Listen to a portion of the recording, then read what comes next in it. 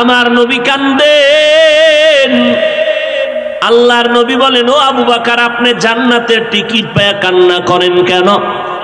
আবু বকর বলে, হাসরের ময়দানে জাহান্নামের আযাবের ভয়ে কান্না করি। জান্নাতের টিকিট পাইছেন, আবার কেন ভয়? আবু বকর বলে, নবীজি, যেই আল্লাহ খুশি হইয়া জান্নাতের টিকিট দিছেন, যদি আল্লাহ আমার কোনো কাজে বেজার হয়, টিকিট আবার ক্যান্সেল হয়ে যেতে পারে। আল্লাহ যেন বেজার না হয় এজন্য কান্না করি। কিয়ামতের দিন যদি আল্লাহর আদালতে আল্লাহ হাজির করিয়া বলে, আবু বকর, আমি যেইভাবে নামাজ পড়লে খুশি হব সেইভাবে তুমি নামাজ জীবনে পড়তে পারো নাই। আমি যেইভাবে খুশি হইয়া কোরআন তেলাওয়াত শুনবো ওইভাবে তুমি শুনাইতে পারো নাই। আজকে জাহান্নামের হ্যান্ডকাপ তোমার হাতে লেগে যাবে। ও নবী, আপনিই না বলেছেন হাসরের ময়দান কেমন ভয়ঙ্কর হবে? সূর্য মাথার উপরে, এই জমিন হবে কিয়ামতের মাঠ। এই জমিন হবে কিয়ামতের মাঠ। সিরিয়ার জমিন হবে আল্লাহর বিচারালয়, আদালত। আল্লাহ হাসরের ময়দানে নারী পুরুষ উলঙ্গ দাঁড় করাবেন, সব উলঙ্গ। সূর্যটা নিচে নেমে আসবে, তাপ ছেড়ে দিবে, মাটির জমিন পুরিয়া তামা হয়ে যাবে। অন্য দিক থেকে জাহান্নামের আওয়াজ বলবে, আল্লাহ বেনামাজি গুলো কই? আমার পেটে দাও, জাহান্নামের আগুনের মধ্যে দাও বেনামাজি গুনাহগার। আল্লাহ বলবে, একটু অপেক্ষা কর, আমি বিচার শেষ করে তারপরে দিতেছি। নবীজি বলেন, এত কঠিন পরিস্থিতি কিয়ামতের ময়দান হয়ে যাবে। ওই পরিস্থিতির মধ্যে নবীদের কোনো গুনাহ নাই, বিনা হিসাবে জান্নাত, কিন্তু পরিস্থিতি দেখা নবীরা পর্যন্ত কান্না শুরু করবে। আমি এতটাই দুর্বল, আমি টাকা পাইলেও এটারে চাবাই, মুখে নেই, আমি এটারে নষ্ট করি। আমি জানি না টাকা বড় মূল্যবান নেয়ামত। আমি এত দুর্বল, আমারে আম্মা জান দুধ দেয়, আমার গাল বেয়ে বেয়ে ভরে যায়, আমি দুধ ভেতরে নিতে পারি না। আমি এতটাই যে দুর্বল, শীতের মধ্যে আমার কাঁথার দরকার, আমি মাকে বলতে পারি না, মা আমার একটা কাঁথা দাও। পারছেন? আমি এত দুর্বল, আমার গরম লাগে, একটু বাতাস দাও, আমি আম্মুকে বলতে পারি না, বাতাস দাও। আমি এতটাই দুর্বল। আল্লাহ তাআলা কয়, তোরে আমি এত দুর্বল করে বানাইলাম। ওয়া খুলিকাল ইনসানু যায়ীফা। আমার পেটে ক্ষুধা লাগছে, আম্মাকে বলতে পারি না, মা আমারে খানা দাও, ক্ষুধা লাগছে। আমার একটাই পুঁজি ছিল কান্নার আওয়াজ। আমি শুধু কান্নাই করছি, শুধু কান্না। আম্মা জান বুঝতে পারছে আমি কান্না করে কখন খানা চাইছি, মা বুঝা বুঝা আমার টাইম মতো খানা দিছে। আম্মা জান বুঝতেছেন আমার এখন কান্না হলো, ঘুমের বিছনা দিয়ে দিছে।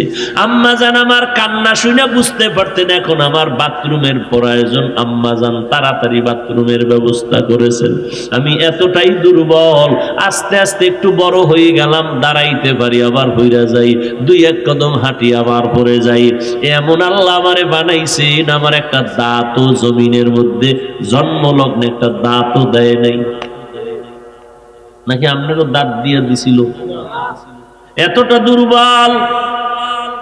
আমার আব্বা আম্মা কোনদিন মোনাজাত করে বলে নাই, আল্লাহ এমন সন্তান কে দিলা, দাঁত দিলা না। আল্লাহ কয়, আমি তোরে সময় মতো দাঁত দিয়ে দিলাম, খানা যেন ঠিক মতো খেতে পারো। আমি আল্লাহ পাক তোর জন্য দুনিয়াতে পাঠানোর আগেই খানার এমন সুন্দর আয়োজন করলাম, দুনিয়াতে গিয়া জমিনের কোনো খাদ্য তুই খেতে পারবি না। আমি আল্লাহ তোর জন্য আরামের খানার আয়োজন করে দিলাম, তোর মায়ের বুকে দুধের ব্যবস্থা করে দিলাম। ও বান্দা দেখ, বাচ্চার জন্য আম্মা জান সুজি পাকায়, সুজি পাকায় না, সুজি পাকায় না? সুজির মধ্যে চিনি লাগে, পানি লাগে, লবণ লাগে, দুধ লাগে, আগুন লাগে, লাগে না? আবার এডি দিয়ে পাকাইয়া ফ্যানের নিচে রাইখা আধা ঘন্টা ঠান্ডা করা লাগে। 2-4 চামিচ খাওয়াইয়া মা সুজিটারে দূরে রাখে। 3-4 ঘন্টা পরে সুজি ফালায় দেয়, এটা খাওয়ানো যাবে না, পেট নষ্ট হবে। আল্লাহ কয় আমি তোর কেমন দয়ার মালিক, তোরে কত আদর করে বানাইছি রে গোলাম। তোর মায়ের বুকে এমন দুধের আয়োজন আমি করিয়া দিলাম, যেই দুধ বেশি চিনিও লাগবে না, লবণ লাগবে না, আগুন লাগবে না, পানিও লাগবে না, ঠান্ডাও না, গরমও না, পাতলাও না, ঘনও না, লবণও না, বেশি মিষ্টিও না। এত বেশি গরম বানাই নেয় যে ফ্যানের বাতাস দিয়ে ঠান্ডা করা লাগবে, এমন ঠান্ডা দেই নেয় যে তোর কচি গলায় গিয়ে আটকাইয়া যাবে। এমন সুন্দর খানার আয়োজন করেছি ও বান্দা, 4 ঘন্টা না, তুই সারা মোহাব্বত করিয়া যদি টানা 2 বছর পান করো, একটা সেকেন্ডের জন্য তোর খানা কখনো নষ্ট হবে না। কাদের কুদরত দারি বরকামাল, আন্তা রব্বি আন্তা হাসবি জুল জালাল, তুহি কাদের জলিলুল্লাহ জাহাদার, মহর হালে তুহি মেরা নিগাহদার। ও আল্লাহর আশিক পাগলের দল, আমার আল্লাহ কেমন দয়ার মালিক। ও বান্দা তুমি বড় হয়েছো, তোমার যখন দাঁতের প্রয়োজন আমার আল্লাহ দাঁতের ব্যবস্থা করে দিয়েছেন। ও আল্লাহর বান্দা, তুমি যতই বাহাদুরি করো আল্লাহ তোমারে সৃষ্টিগতভাবে এতটা দুর্বল বানায় দিলেন। একটা মশার কাছেও তুমি আমি দুর্বল, একটা পিপিলিকার কাছেও তুমি আমি দুর্বল, খানার বেলায় দুর্বল, ঘুমের বেলায় দুর্বল, তুমি আমি বান্দা চলাফেরার বেলায় দুর্বল, মেধার বেলায় দুর্বল।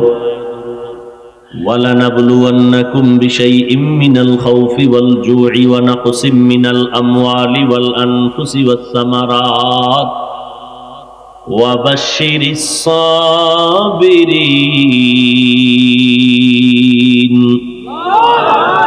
আল্লাহ বলেন আমি পরীক্ষা করার জন্য তোমাদের পাঠাইলাম, আমি ভয়ের মাধ্যমে তোমাদের পরীক্ষা করে ঈমান যাচাই করব। আমি আল্লাহ ক্ষুধার মাধ্যমে তোমাদের ঈমান যাচাই করব, পরীক্ষার মাধ্যমে।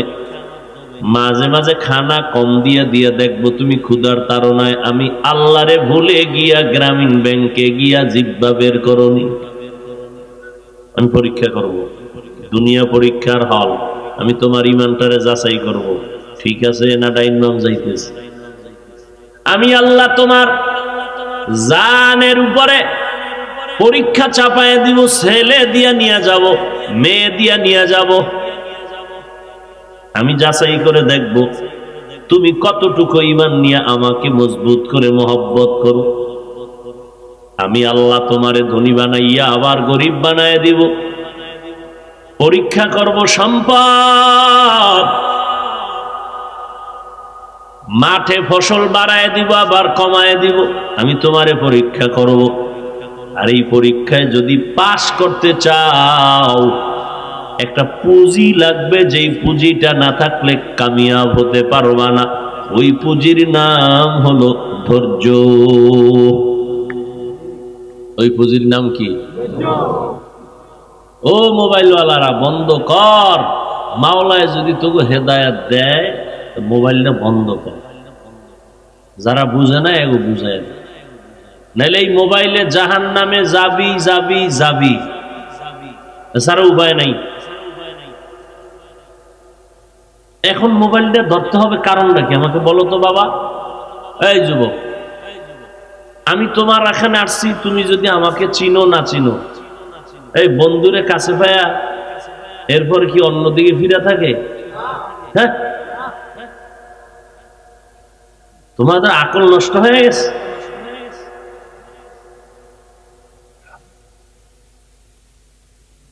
আল্লাহ সব ভাইকে হেদায়াত দান করুন।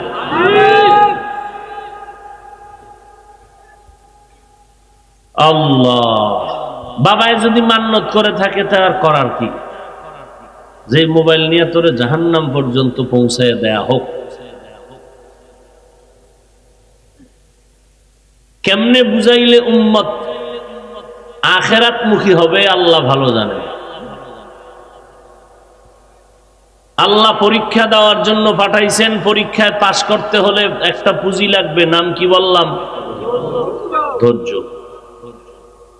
এজন্যই তো নবী বলেন, আল্লাহ যাকে বেশি ভালোবাসার চিন্তা করেন তাকে মুসিবত দেন, ধৈর্যের পরীক্ষা নিবেন। স্বামী আর স্ত্রী ঘরের ভেতরে জীবন কাটায়, সুখের সংসার, বহু বছর ধরে সংসার চলতেছে। একদিন স্বামী বেচারা স্ত্রী নিয়ে দাম্পত্য জীবনের সুখময় আলোচনায় ব্যস্ত হয়ে গেল।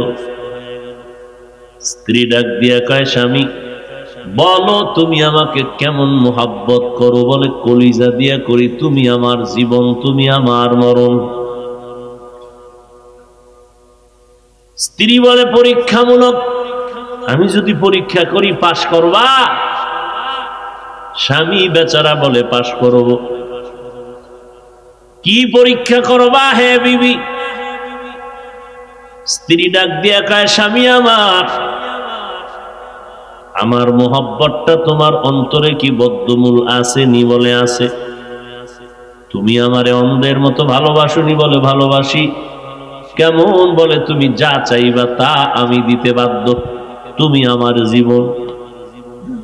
চাইলে দিবানি? কহা দিবি। আবার বলো দিবানি? কয়ে দিব। ভালো করে বলো দিবানি? কয়ে দিব। স্ত্রী পরীক্ষামূলক বললেন, তালাক দাও। কি দাও? তালাক। ভালো স্বামী, ভালো পুরুষ কখনো তালাক দেয়নি। কোন ভালো মানুষ তালাক দেয় না। স্বামীকে কইলে কি তালাক? এই চিন্তা তোমার মাথায় চাপলো কেন? বলে, তুমি ওয়াদা করেছো চাইলেই দিবা, দাও। ওয়াদা করেছো, দাও। স্বামী বেচারা বলে, কলিজা ভেঙ্গে যাবে, তালাক দিব না। বলে, ওয়াদা করেছো দিতেই হবে, না হয় আমি বুঝবো তোমার ভালোবাসার ওয়াদা মিথ্যা। লাগছে তর্ক, দৌড়াচ্ছে পয়গম্বরের দরবারে সমাধানের জন্য। নুজহাতুল মাজালিসের মধ্যে ঘটনা আছে, দোনোজন রওয়ানা পয়গম্বরের দরবারে সমাধান নিবেন। রাস্তার মাঝে গিয়া স্বামী বেচারা রাস্তার পার্শ্বে পড়ে গিয়া পাও ভেঙে গেছে। চিৎকার দিয়া কান্না করে, আমারে বাঁচাও। স্ত্রী স্বামীর হাত ধরে বলে, ও স্বামী কান্না করবা না, চলো আমরা বাড়ি চলো। নবীর দরবারে যাওয়ার কথা এখন ভুলে গেছো? কয়, হ্যাঁ বন্ধু, বাড়ি চলো। স্বামী বেচারাকে কোন রকম হেসরাইয়া বাড়ি নিয়ে চলল। এবার স্বামীকে খেদমতের সাথে, সুস্থতার সাথে বিশ্রামে দিল। এবার বলে, স্বামী গো, আমি যে তোমার কাছে তালাক চাইছিলাম ওই কথাটা আমি উড্ড করে নিলাম। স্বামী বেচারা বলে, বিবি কেনই বা চাইলা, কেনই বা আবার ফিরাইয়া নিলা? আল্লাহর বান্দি ডাক দিয়া কয়, স্বামী আমার, আমি তো এক গরিবের সন্তান, আমি অত্যন্ত কষ্ট করা জীবন যাপনের মানুষ, তোমার ঘরে আসছি আলহামদুলিল্লাহ। আমি আমার আল্লাহর মোহাব্বতকে অন্তরে প্রাধান্য দিয়েছি। তোমার ঘরে এত বছর জীবন কাটাইলাম, দেখলাম তোমার ঘরে কোনো মুসিবত নাই। বহু চিন্তা করে দেখলাম যেখানে মুসিবত নাই সেখানে আল্লাহর কোনো রহমত নাই, যেখানে আল্লাহর কোনো রহমত নাই সেখানে আমিও নাই। এজন্য তালাক চাইছি। হঠাৎ পাটা ভেঙ্গে যখন তুমি কান্না শুরু করেছো, দেখলাম মুসিবত চলে আসলো। যেখানে মুসিবত আছে সেখানে রহমত আছে, সেখানে আমিও আছি। বুঝেননি কিছু? কি আল্লাহর চোখ নাই? সব খালি আমগো দিকে দেয় বিপদ, আর মানুষ দেখে না। অনেকে বলে না আল্লাহ খালি আমারই দেখে। আল্লাহ বলেন আমি তোরে দেখি, এটা তো তোর জন্য নেয়ামত। আমি তোর উপরে নেয়ামত দান করলাম, মুসিবত মুসিবত আসছে, আশা মাত্র তুমি শুকর আদায় করবা আর আল্লাহর কাছে দোয়া করবা, আল্লাহ পাশ করাইয়া দাও। ও আল্লাহ পরীক্ষা দিও না, দিলে আমি পাশ করতে পারবো না, এরপরেও যদি দাও মেহেরবানি করে পাশ করাইয়া দাও। তুমি পাশ না করাইলে আমার উপায় নেই। সাবিরিনদের অন্তর্ভুক্ত করে দাও, শাকিরিনদের অন্তর্ভুক্ত করে দাও, যাকিরিনদের অন্তর্ভুক্ত করে দাও। মুসিবত আসাটা নেয়ামত, আসলেই বান্দা ধৈর্য হারা হওয়া যাবে না। সবর আর একটা পুঁজি লাগবে, তাই দেখবা সাহায্যের দরজা খুলে গেছে, নামাজ। ইয়া আইয়ুহাল্লাযীনা আমানুস্তাঈনু বিস-সাবরি ওয়াস-সালাহ, সাহায্য প্রার্থনা করো ও মুমিন সবর ও সালাতের মাধ্যমে। মুমিনদেরকে আল্লাহ বললেন সাহায্য কামনা করো, প্রার্থনা করো। বেঈমানকে কেন সাহায্য প্রার্থনার কথা বললেন না? অথচ জমিনে এমন একটা মানুষ দেখা যায় না অন্যের সাহায্য সহযোগিতা ছাড়া একা একা চলতে পারে। সাহায্য ছাড়া চলার কোনো গতি কারো নাই। একজনের কাছে টাকাও আছে, সুন্দর বাড়ি গাড়ি সব আছে, এই লোকটা যদি চিন্তা করে আমি কারো কাছে মাথা নত করব না, কারো কাছে গিয়া কিছু চাইব না, লোকটা না খাইয়া অল্প দিনে মরে যাইতে বাধ্য হবে। এই টাকাওয়ালা ভাই, টাকার গরম দেখাইয়া অহংকারী হইও না। তোমার টাকা নিয়া মাছ বাজারের গরিব মাছওয়ালার কাছে যদি না যাও, কপালে মাছ জুটবে না। কি আল্লাহ বলেন সাহায্য প্রার্থনা করো, সাহায্য লাগবেই, সাহায্য ছাড়া চলার উপায় নাই। কিন্তু বেঈমানকে না বলে মুমিনকে আল্লাহ আলাদা করে বললেন কেন? কারণ জান্নাত শুধু মুমিন পাবে, কোনো বেঈমান জান্নাত পাবে না। জান্নাত কারা পাবে? একমাত্র মুমিন। জাহান্নাম থেকে মুক্তি পেয়ে এরা জান্নাতে যাবে, কিন্তু কোনো বেঈমান কখনোই জান্নাত পাবে না।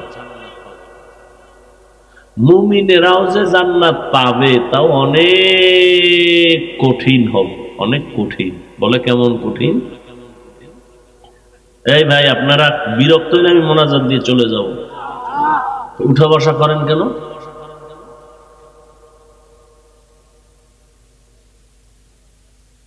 ভাইরা আমার,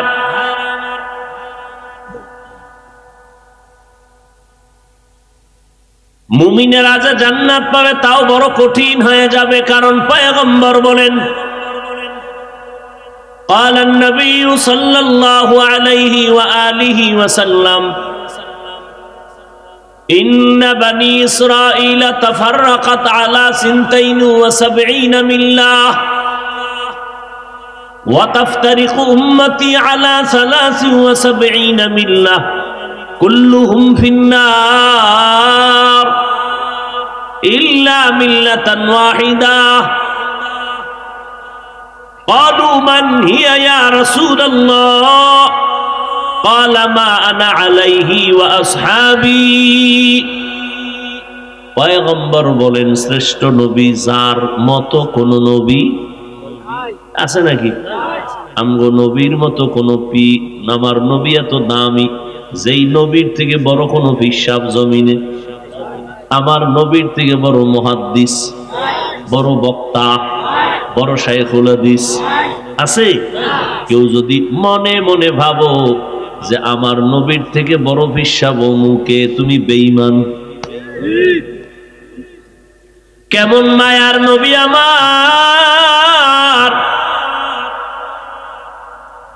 যেই নবীজির চেহারা মোবারকের দিকে নজরটা দিলেই 7 দিনের ক্ষুধা নিবারণ হয়ে যাইত।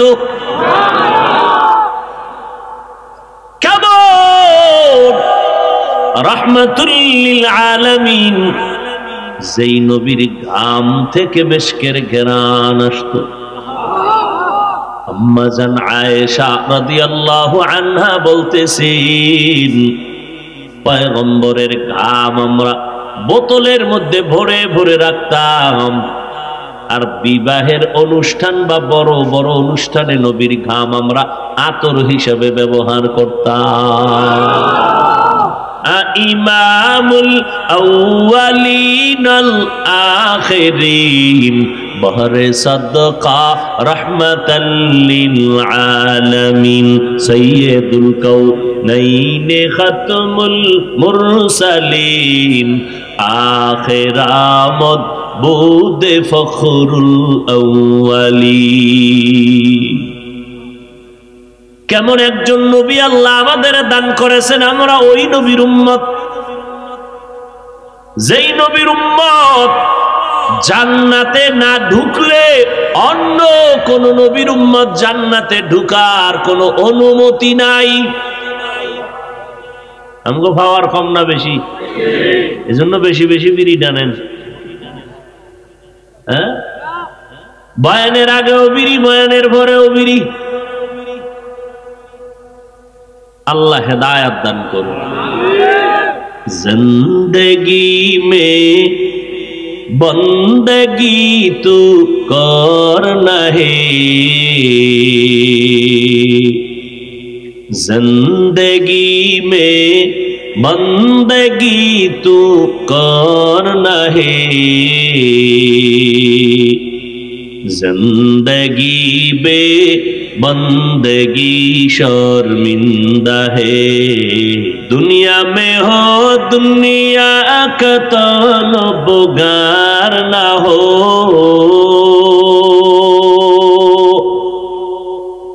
बाजार से गुजर हो खरीदार ना हो,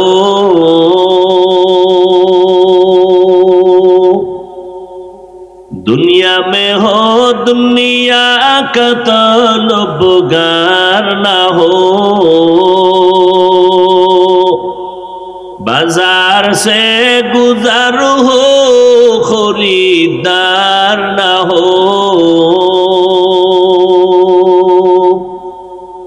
ये दुनिया एक मसले कागज फूल है, ये दुनिया एक मसले कागज फूल है, जिंदगी में बंदगी तू करना है,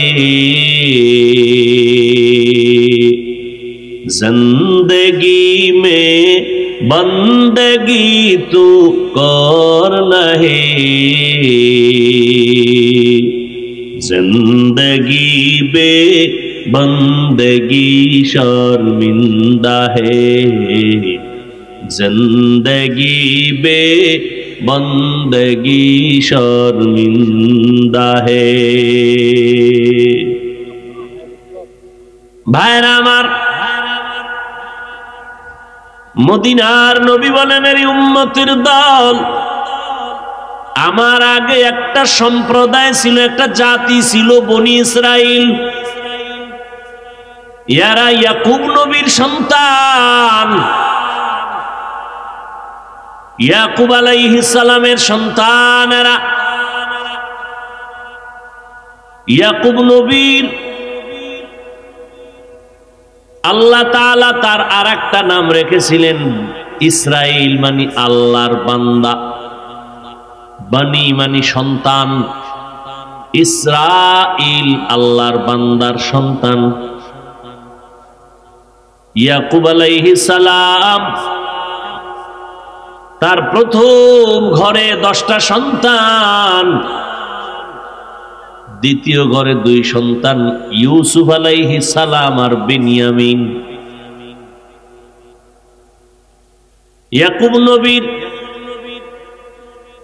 পরবর্তী যত বংশধর সবাইকে বনি ইসরাইল বলে। আল্লাহ তাআলা এদেরকে এত নেয়ামত দান করেছেন, বড় নেয়ামত হলো শত শত নবী তার বংশে আসছে। দ্বিতীয়, আল্লাহ অনেক নেয়ামত দিয়েছেন, কষ্ট ছাড়া আসমান থেকে ডাইরেক্ট খানা পাঠাইছেন। ডাইরেক্ট পাখির বুনা গোশত জমিনে সন্ধ্যাবেলা দেখতো পুরা মাটির ভিতরে পাখির বুনা গোশত, হালুয়া, এগুলো খাইতো। এরা এত বড় নেমক হারাম হয়ে গেল। বেশি খাইলে পাইতে পাইতে আর শুকর আদায় করে না। এই বনি ইসরাইল এত আল্লাহর সাথে গাদ্দারি শুরু করলো, নবীদের সাথে রসুলদের সাথে এত বেয়াদবি, আল্লাহ আসমানের খানা বন্ধ করে দিলেন। নবীজি বলেন, আমগো নবী বলেন, এই চালাক বনি ইসরাইলেরা যদি চালাকি না করত, আমি মুহাম্মদের উম্মতেরাও ডাইরেক্ট আসমান থেকে খানা পাইত। এরা এত বড় চালাক। চালাকি করার পর এদের শক্তির মেরুদণ্ড ভেঙ্গে দেয়া হলো। শক্তির মেরুদণ্ড মজবুত থাকে যদি একসাথে থাকে, কোনো ভাঙ্গা ভাঙ্গি না থাকে। আমার হাতটা বড় শক্তিশালী, যদি ভেঙ্গে যায় 1000 বার পট্টি লাগাবো আর আগের শক্তি ফিরে আসবে না। বনি ইসরাইলরা এত বড় এক জাতি, এত শক্তি, কিন্তু নিজেদের মধ্যে দ্বন্দ্ব লাগিয়া লাগিয়া লাগিয়া লাগিয়া দল দল দল দল হয়ে গেল। ঘরে ঘরে দল, কয়েক দল, দ্বন্দ্ব শুরু হয়ে গেল। একজনে মার খায়, পাশের লোকটা তাকায় তাকায় হাসে, কয় আরো দে। আমাকে অবস্থা এরকম আছে না? একজন হুজুরের গালি দিতে পারলে আর একজন খুশি হয়। একজন আলেমকে জেলখানায় নিলে আর এক আলেম খুশি। মুসলমান বেঈমানের হাতে মার খাইলে আর একদল খুশি। কেউ যদি ব্যবসায় লস খায়, পাশের বাড়িওয়ালা ব্যবসায়ীরা খুশি। কারো সন্তান পরীক্ষায় ফেল করলে পাশের বাড়িওয়ালারা খুশি, পাস করলে সইতে পারে না। ব্যবসায় লাভবান হইলে আর এক ব্যবসায়ী সইতে পারে না। এরকম বরকতের গুণ আছে না আমাদের ভিতরে? হ্যাঁ, এই বরকতেই তো আমরা এত দূর আগে গেছি। কুত্তার মতো একজন আর একজনের পিছনে লাগা। নবী বলেন, এরা দলাদলি করতে করতে দলের সংখ্যা হলো 72। আমি মুহাম্মদের উম্মতের আরো অ্যাডভান্স, রাস্তাগুলো ভাঙ্গা চূড়া নাপাক। জান্নাতের পথে যদি চলতে চাও, কয়েকটা শয়তান তোমার পিছনে লাগিয়ে আছে তোমারে জাহান্নামে নেওয়ার জন্য। তুমি একা আগাইতে পারবা না। একা মানুষ একজনারে ধাক্কা দিয়ে আগান যায়, 3 জনে যদি টানে তা আগামু কেমন? জিন শয়তানে আমারে পেছনে টানে, নফস শয়তানে আমারে জাহান্নামে টানে, মানুষরূপী শয়তানটাও টানে। টানে না? টানে। যত আমলের দিকে আগাইতে চাই, আমার বন্ধুরা কয় এত ইবাদত লাগে না, এত করিয়া লাভ কি? ও আল্লাহর বান্দা, আমি নিজে পর্দা করি, হালাল খাই, আমার সন্তানটা আল্লাহর মোহাব্বতে নামাজ পড়ে না, পর্দা করে না, হালাল খায় না, নাই? তাহলে আমি যত আগাইতে চাই, আমি আমার আপনজনের আমার পেছনে টানতেছে। আর ওই টানাটানি বুঝছেন না মুরব্বীরা? আপনি হজ করছেন, নামাজ পড়েন, পাগড়ি তসবিহ হাতে, জান্নাত পাবেন এত সহজ না। আপনার সন্তান যদি আপনি জাহান্নাম থেকে ফিরাইতে না পারেন, কিয়ামতের দিন সন্তানের কারণে বাবা মাকেও বিচারের কাঠগড়ায় দাঁড়াতে হবে। সূরা আহজাব ৬৭ নাম্বার আয়াত, ফিডা আছে মা বাবার কপালে সন্তানের গুনার কারণে।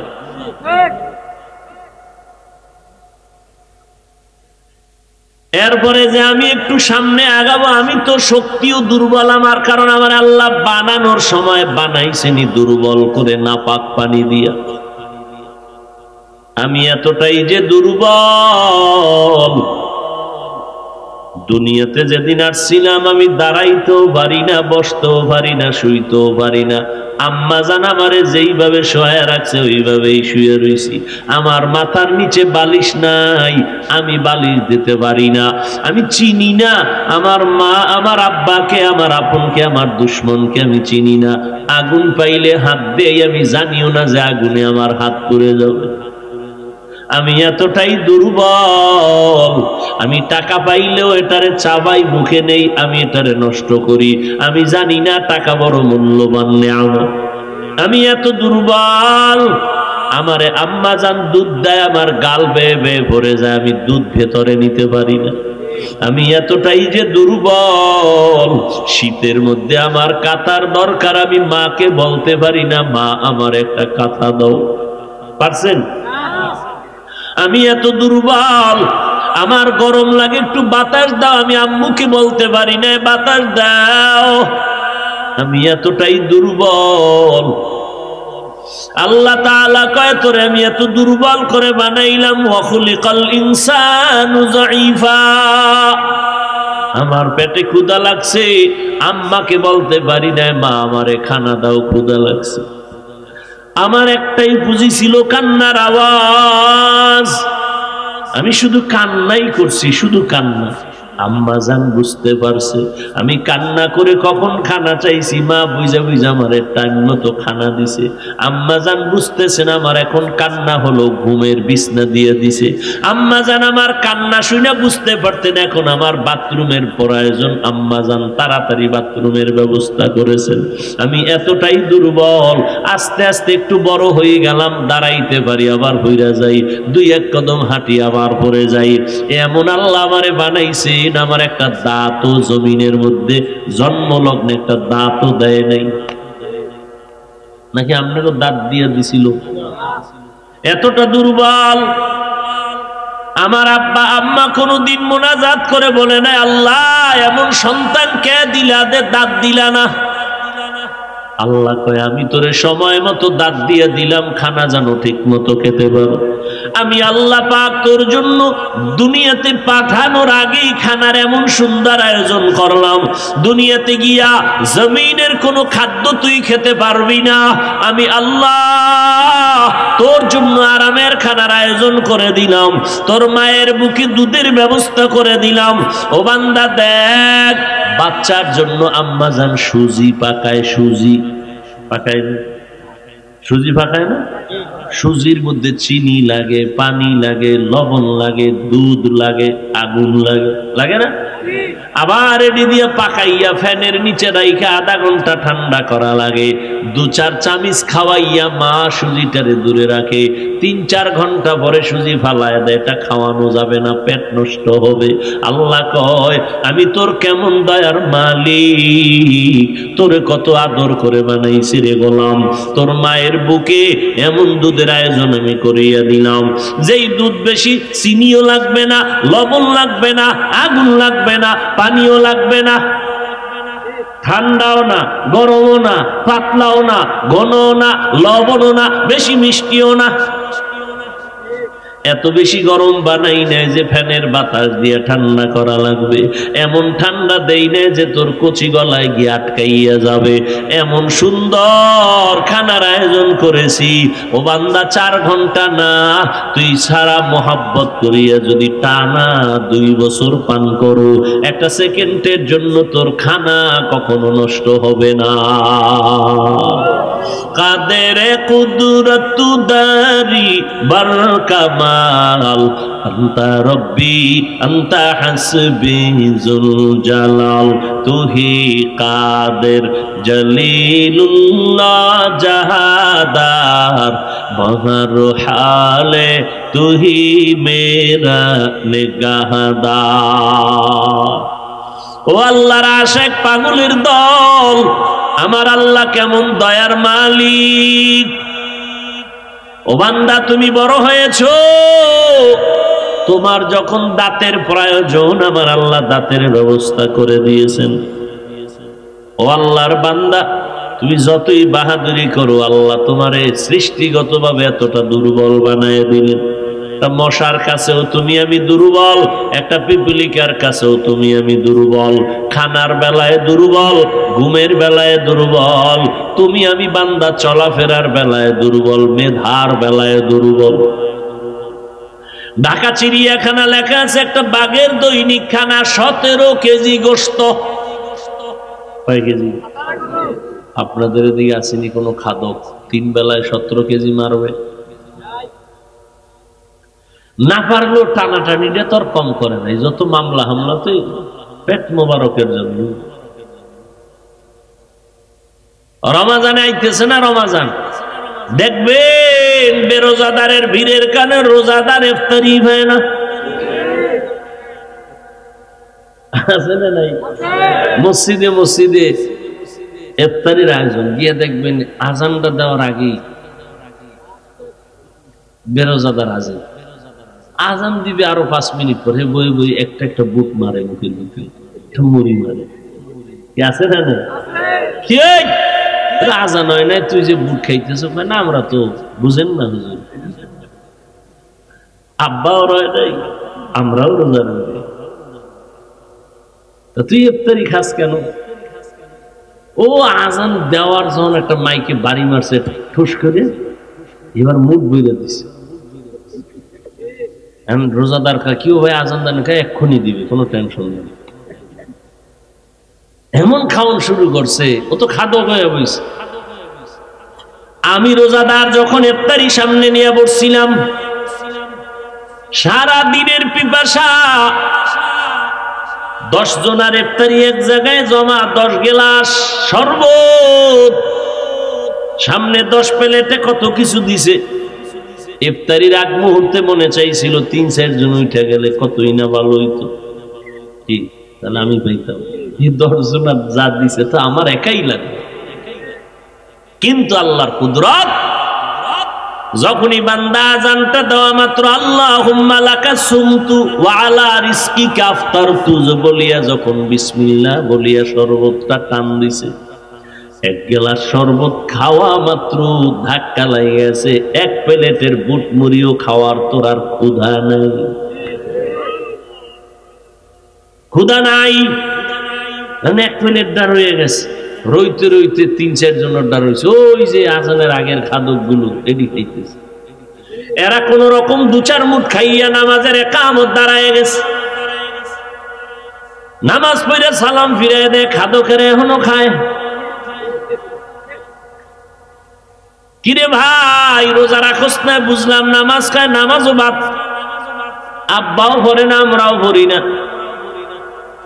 তাহলে এই যে ইফতারি খাইলি উপায় কি? কয় কোনো উপায় নাই, হাসরের ময়দানে আল্লাহ যদি জিগাইয়েই বসে, নামাজও পড়লি না, রোজাও রাখলি না, ইফতারিটাও কি খাইতে পারলি না, তো তো একটা কইয়া ভার পাওয়া যাবে। জানলাম না খাওয়ানোর বেলায় কোনো ছাড় দিছিলাম না, নামাজ রোজা বাদ দিয়ে খেয়েছি। আল্লাহ তাআলা বলেন, রে বান্দা তুমি খানার বেলায় বড় দুর্বল, মেধার বেলায় তুমি দুর্বল, অতএব তুমি অন্যের সাহায্য ছাড়া চলার কোনো উপায় নাই।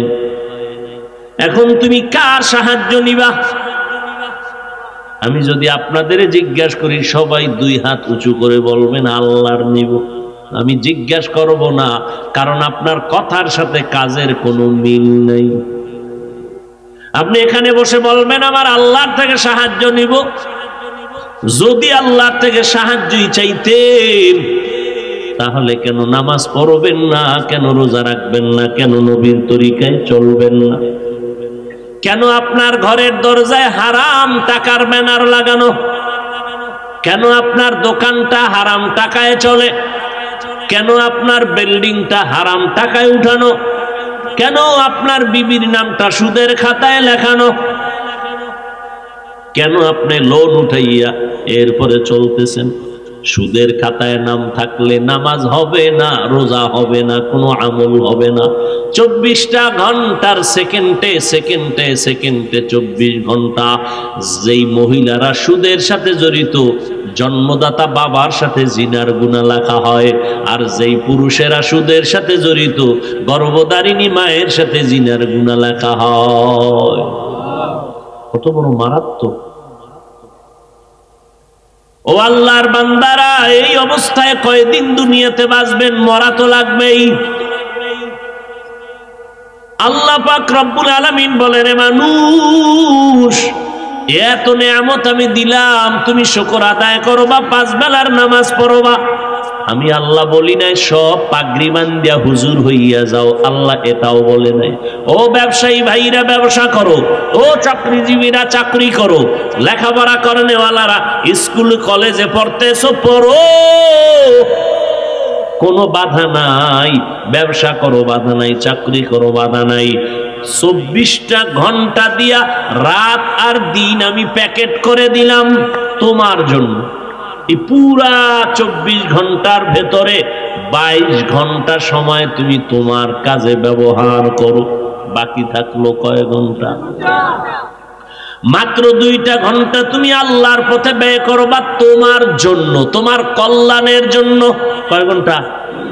22 ঘন্টা তোমার। 2 ঘন্টা সময় তুমি আল্লাহর দিও তোমার কল্যাণের জন্য। কয় একসাথে? কয় না, একসাথে পারবি না, তোর ওজোরের শেষ নাই। তো কেমনে? পুরা 24 ঘন্টা ভাগ কইরা কইরা 2 ঘন্টা সময় দিবি। ফজরের 4 রাকাতে 20 মিনিট, আবার দোকানে যা। আবার জোহরের 10 রাকাতে 20 মিনিট, আবার দোকানে যা। আবার আসরের 4 রাকাতে 20 মিনিট, আবার তুই চাকরির মহলে চলে যা। আবার মাগরিবের 5 রাকাতে 20 মিনিট, আবার দোকানে চলে যাও।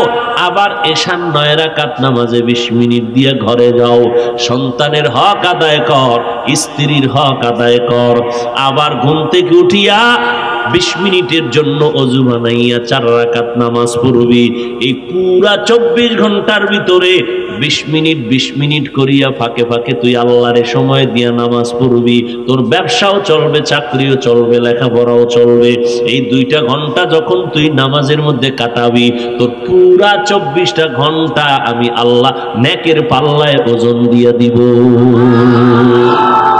আতিনা ফি দারে দুনিয়া না হাসান, আতিনা ফি দারে উকবা না হাসান, ইয়া গিয়াসাল মুস্তাগীসিন নাহদিনা ইফতিখারা বিল উলুমি ওয়াল গিনা। খারাপ লাগছে না? এত সুযোগ দেওয়ার পরেও যদি 20টা মিনিট সময় দিয়া হাজিরা না দাও, তাহলে জোতার বাড়ি তোরে দিব না আর কারে দিব? তোর গলায় ভাড়া দিব না তো কারে দিব? তোর ঘরে আগুন লাগাবো না কার ঘরে লাগাবো? তোর ব্যবসার দোকানে ডাকাতি হবে না তো কার দোকানে হবে? তোর মাইয়া বলার কিডনি নষ্ট হবে না তো কাটতে হবে?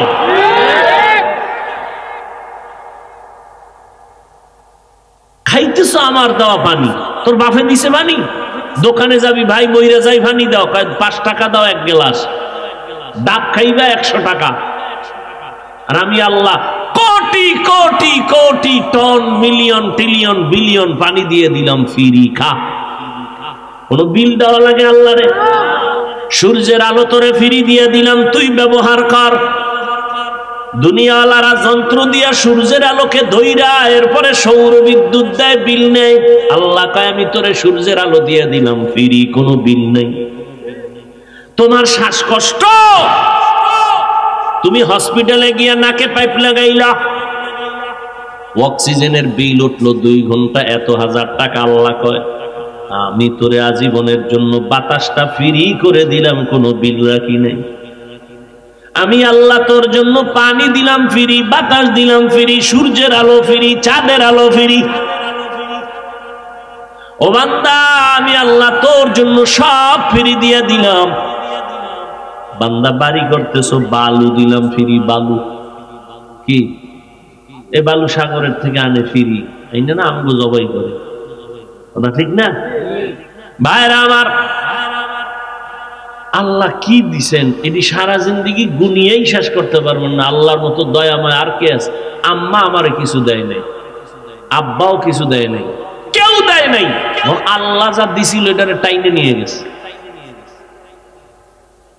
আল্লাহ দানিয়া টানাটানি করছে, আল্লাহ আমারে কিছু টাকা পয়সা দিছে, টেনে টেনে নিয়ে গেছে।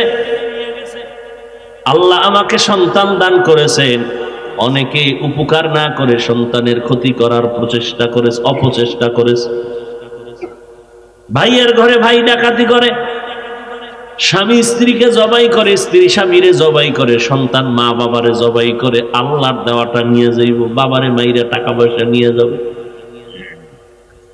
আল্লাহ পাক বলেন, ওরে গোলাম, এত কিছু তোমাকে দিলাম, তারপরেও তো আমি বলি নাই তোর ব্যবসা বন্ধ করে আমার জিকির কর। আমি তো এটা বলি নাই। চাকরি ছাড়িয়ে আমি আল্লাহরে জিকির কর, আল্লাহরে ডাক বলি নাই তো। স্কুলে পড়ো, ডাক্তারি পড়ো, ইঞ্জিনিয়ারিং পড়ো, আলহামদুলিল্লাহ পড়তেই থাকো, বাধা নাই। ফাঁকে ফাঁকে গিয়ে তুমি 20 মিনিট 5টা আল্লাহ হাজিরা দিও। ও আল্লাহর বান্দারা, আমার নবীর তরিকায় ব্যবসা করো। ও আল্লাহর বান্দা, এত বুঝানোর পরেও তো আমরা বুঝতেছি না, আবার অহংকার করি। কয়দিন আর এই বাহাদুরি? আপনার আমার এলেম নাই, আমল নাই, তাকওয়া নাই, মা বাবার হক আদায় করি না, ভাইয়ের হক আদায় করি না, বোনের হক আদায় করি না, স্ত্রীর হক আদায় করি না, সন্তানের হক আদায় করি না। কিন্তু যারা এলেমওয়ালা, আমলওয়ালা, তাকওয়াওয়ালা সাহাবায়ে কেরাম, আবু বকর, ওমর, ওসমান, আলী রাদিয়াল্লাহু আনহুম, যাদেরকে আল্লাহ ডাইরেক্ট নবীর হাতে জান্নাতের ঘোষণা দিবেন, এই রকম আবু বকর সহ 10 জনের নামে জান্নাত ওয়াজিব। সেই আবু বকর জান্নাতের টিকিট পাইলেন। এলেমে অভাব নাই, আমলের দুর্বলতা নাই, তাকওয়ার কোনো দুর্বলতা নাই, জান্নাতের টিকিট পাইয়া। আমরা বাঙালি হইলে তো ঘুমাইয়া থাকতাম, নামাজ লাগবে না, জান্নাত রেডি। কি এখন জান্নাত পাবো কিনা সন্দেহ। এরপরও কত বড় নিমক হারাম খায়, নামাজ না পড়লেও দিল পরিষ্কার। আর আবু বকর নবীর সাহাবী, জান্নাতের টিকিট পাইয়া সারাটা রাত ইবাদতে নামাজে দাঁড়ায় দাঁড়ায় কান্না করে। আমার নবী কান্দেন। আল্লাহর নবী বলেন, ও আবু বকর, আপনি জান্নাতের টিকিট পেয়ে কান্না করেন কেন? আবু বকর বলে, হাসরের ময়দানে জাহান্নামের আযাবের ভয়ে কান্না করি। জান্নাতের টিকিট পাইছেন, আবার কেন ভয়? আবু বকর বলে, নবীজি, যেই আল্লাহ খুশি হইয়া জান্নাতের টিকিট দিছেন, যদি আল্লাহ আমার কোনো কাজে বেজার হয়, টিকিট আবার ক্যান্সেল হয়ে যেতে পারে। আল্লাহ যেন বেজার না হয়, এজন্য কান্না করি। কিয়ামতের দিন যদি আল্লাহর আদালতে আল্লাহ হাজির করিয়া বলে, আবু বকর, আমি যেইভাবে নামাজ পড়লে খুশি হব, সেইভাবে তুমি নামাজ জীবনে পড়তে পারো নাই। আমি যেইভাবে খুশি হইয়া কোরআন তেলাওয়াত শুনবো, ওইভাবে তুমি শুনাইতে পারো নাই। আজকে জাহান্নামের হ্যান্ডকাপ তোমার হাতে লেগে যাবে। ও নবী, আপনিই না বলেছেন হাসরের ময়দান কেমন ভয়ঙ্কর হবে? সূর্য মাথার উপরে, এই জমিন হবে কিয়ামতের মাঠ, এই জমিন হবে কিয়ামতের মাঠ। সিরিয়ার জমিন হবে আল্লাহর বিচারালয়, আদালত। আল্লাহ হাসরের ময়দানে নারী পুরুষ উলঙ্গ দাঁড় করাবেন, সব উলঙ্গ। সূর্যটা নিচে নেমে আসবে, তাপ ছেড়ে দিবে, মাটির জমিন পুরিয়া তামা হয়ে যাবে। অন্য দিক থেকে জাহান্নামের আওয়াজ বলবে, আল্লাহ বেনামাজি গুলো কই? আমার পেটে দাও, জাহান্নামের আগুনের মধ্যে দাও বেনামাজি গুনাহগার। আল্লাহ বলবে, একটু অপেক্ষা কর, আমি বিচার শেষ করে তারপরে দিতেছি। নবীজি বলেন, এত কঠিন পরিস্থিতি কিয়ামতের ময়দান হয়ে যাবে। ওই পরিস্থিতির মধ্যে নবীদের কোনো গুনাহ নাই, বিনা হিসাবে জান্নাত, কিন্তু পরিস্থিতি দেখা নবীরা পর্যন্ত কান্না শুরু করবে।